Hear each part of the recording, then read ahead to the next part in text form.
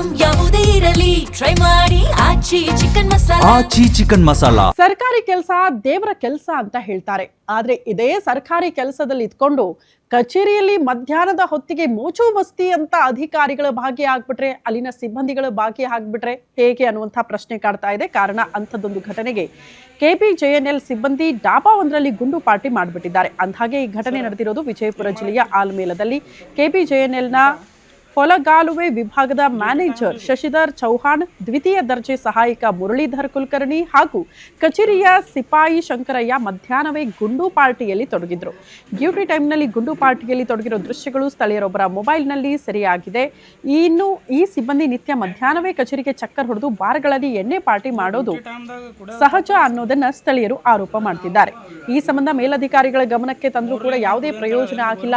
ಅಧಿಕಾರಿಗಳ ವಿರುದ್ಧ ಯಾವುದೇ ಕ್ರಮ ಕೈಗೊಂಡಿಲ್ಲ ಅಂತ ಸ್ಥಳೀಯರು ಆಕ್ರೋಶ ಹೊರಹಾಕಿದ್ದಾರೆ.